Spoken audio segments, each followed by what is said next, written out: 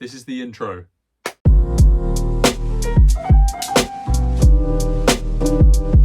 Halloween! Halloween!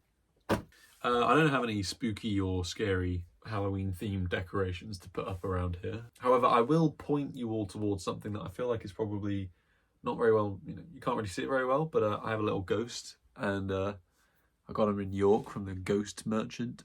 There you go, there's a bit of B-roll. He's kind of spooky, he's a ghost, so I think that counts. He doesn't have a name yet, so if you can think of a good name for him, let me know what that is in the comments. Honestly, my feelings towards Halloween are fairly mixed and oftentimes peak and trough throughout my life. As a little kid, it was the best thing ever. It was my favourite holiday. You get to dress up, you get to eat sweets, it's just the best thing ever. But as I grew up and I became less interested in dressing up and more concerned of what the sweets would do to my teeth, I just became a bit more jaded towards the whole holiday. But now, mostly in thanks to my partner, who absolutely loves Halloween, I have sort of come back full circle to enjoying it again. However, that is less to do with the costumes and sweets, which I do like to engage with to certain degrees, and is more due to the overall mood and atmosphere Halloween offers. I'm just all for the Halloween vibes. In particular, Halloween is the perfect time to watch films, especially horror films. I love horror films, and there are just a plethora of them to pick from to watch this Halloween, and I'd argue that there are too many of them to pick from. So that's what this video is about. I'm here to help narrow down some picks and to recommend you all some films to watch this Halloween. To make things less overwhelming and to avoid falling down a rabbit hole of just half an hour of me rambling at you about all the different films under the sun, I've decided to categorize my recommendations. And the categories are something scary, something spooky, something fun, something different, and the essential Halloween film. Once we get to each category, I'll discuss the vague sort of rules that I adhered myself to when I was picking the films, but generally speaking, we're going to be narrowing down to a primary pick as well as an honourable mention. I will be entirely avoiding spoilers here, so no worries there, and it should go without saying, but it is important to mention this. This is my own opinion. You don't have to agree with it. It's my list, and if you're not happy with any of the films that I pick or whatever category they fall under, suck it. So without further ado, let's jump in with the first spooky category. It's so stupid, I'm not doing that. Zoinks! Sounds like a bleeding obvious category, sure, but in actuality, this was the hardest bunch of films to gather and to then choose from. Defining something as scary is inherently just too difficult, as scary is completely subjective. One person's paralyzing fear of snakes might very well prohibit them from ever watching snakes on a plane, whereas for another, that film is just a jolly old romp through the sky with Samuel L. Jackson. Since scary is such a broad and hard to define concept, this category should absolutely be taken with a grain of salt and taken on the most basic of levels. As such, the rules for picking the films are: the film must be obviously attempting to scare the audience with its content rather than operating on a subliminal level of horror. The film has a clearly horror-oriented technical approach, jump scares included. However, I have sort of steered away from films that are overly reliant on just, oh, it's very quiet. It's the category with the vaguest rules and definitions, sure, but I think it's a category that isn't trying to push boundaries necessarily. All these films are quite simply just, in the purest sense, horror films. So, for example, we're looking at films such as The Invisible Man, which delved into all of this paranoia and fear of what could be lurking around you. Or there's The Exorcist with all of its iconic, disturbing moments. I also think It Chapter 1 deserves a mention through Pennywise the Clown's twisted glee and inflicting fear onto the kids. All those films are quite obviously horror films. And despite the countless entries that could fit into this category, I've decided to give my honourable mention to Danny Boyle's 28 Days Later. 28 Days Later redefined the zombie movie by quite simply making zombies fast. I mean, these zombies run like fucking crack-addled maniacs, spitting blood and other bodily fluids everywhere in a horrific and grotesque manner. It's a phenomenally slick horror film with some distinct and memorable set pieces, including a stunning opening that sets a fantastic and gritty tone going forwards. But my pick for this category and the film that I will recommend is Ari Aster's Hereditary.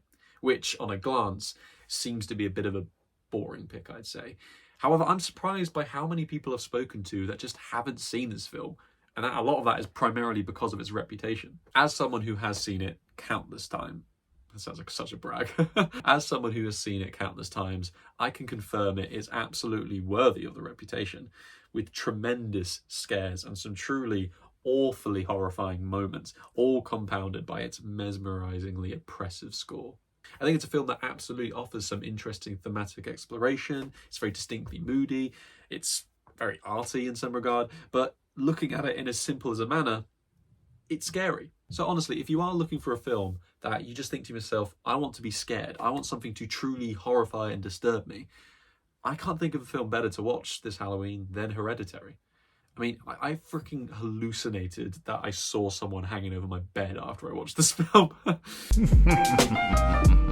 So getting the broad scope of scary movies out of the way, I feel this category is a little easier to define. Not quite as easy, but easier.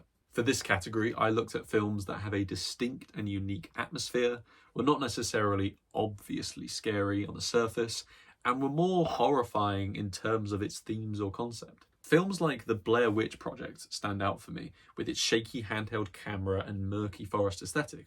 Or there is St. Maud's theological and psychological delve into a damaged and lonely woman. I was tempted to go with Seven as an honourable mention here, due to its distinct, bleak world that is inhabited by truly disturbed people. But instead, I went for another rain-soaked film, The Batman. No. I will defend this honourable mention here because Batman is a comic book character who is often tied to Halloween because that is just inherently his whole thing. I mean, costumes, scary stuff. I mean, The Batman, more than any other Batman film, I think encapsulates that to me. It has a dark and edgy tone, and it takes time to delve into a Gotham that feels murkier and more dangerous than we've ever seen before on the big screen, with terrific performances, a Batman that actually feels scary in some parts, and an underlying commentary on vigilantism and fear that feels truly disturbing. However, my recommendation will go to a film that I think is less likely to be seen in comparison to any other film that I've mentioned, or The Batman. It's an independent horror film from Australia called Lake Mungo. I could quite easily put this film into the first category because personally, it scared the crap out of me. I mean, I was haunted by this film. However, it is not an outwardly scary film in the way that Hereditary is, and instead relies on a detailed psychological examination of its characters, as well as slow burn moments of existential dread and uncanny horror. It's also presented as a documentary, which further adds to the spookiness as you question just how real all of it could potentially be. Lake Mungo is a hidden gem in the whole pantheon of horror films. It's quite a sad film given its context and focus on exploring grief, but goddamn does it feel like a truly spooky film through and through that just sends shivers up your spine. Definitely encourage people to check this one out and give it a watch, preferably in the dark, by yourself, feeling scared.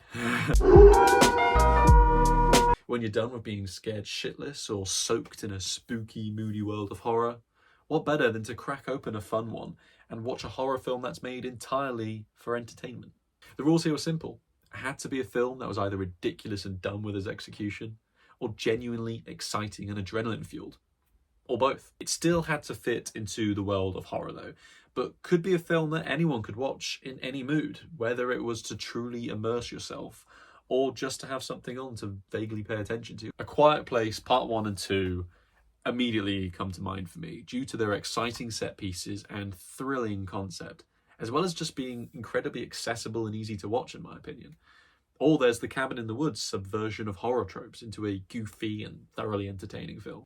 For my honourable mention, I'm going to throw out there Sam Raimi's Drag Me to Hell, which is a ludicrously over-the-top and hammy film done in the perfect way. I'm a huge fan of Sam Raimi's style of filmmaking, and it's a style I've grown to appreciate more and more over the years, especially when comparing his take on Doctor Strange to some less inspired MCU entries, let's say. Drag Me to Hell is superbly silly and has some terrific use of practical effects that all lead to some genuinely exciting, scary moments. But my pick for this category is Ready or Not. Ready or Not is criminally, can't say that word, Ready or Not is criminally underrated. And I don't hear nearly enough people give it credit where it's due. The film has some cleverly placed humour that is sprinkled throughout its chaotic cat and mouse story that turns a conventional and done-to-death concept into something so pure in its intention to give the audience a tight, focused and entertaining film. Outside of its self-awareness and energy, the film also is visually impressive and has a genuinely fantastic lead performance from Samara Weaving, a performance that I strongly feel will go down as an all-time great horror performance. I mean, that warbly scream that you can see in the trailers that she does in the film, it's iconic. Definitely not going to try and reenact it. Definitely not going to do that because I'm going to kill my throat. Also, the ending is fucking perfect, man. You gotta check this one out if you're looking for just a fun film to watch this Halloween. I feel we're very much entering my wheelhouse with this category, as I love me some weird, arty and pretentious crap. I just love cinema, okay? For the films here, I focused on picking from ones that have unconventional narratives or unconventional approaches to telling that narrative. A challenging experience for the viewer, and something that wasn't necessarily scary or obviously a horror film. There's a whole load of fascinating and unique independent films and art films out there to check out that could still very well fit into the Halloween vibes.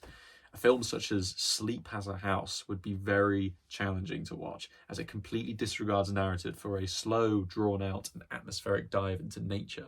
Or there's Charlie Kaufman's I'm Thinking of Ending Things, which turns as simple a thing as meeting your in-laws into an existentially horrifying perspective on obsession, time, and depression. Alternatively, there's Alex Garland's Men, which is a film I quite recently discussed. You can check that on my channel, some shameless self-promotion. Lots to choose from for me, so many picks I could go with, but I'm going to give an honourable mention to Possessor, a sci-fi thriller that explores identity and morality through a highly conceptual lens.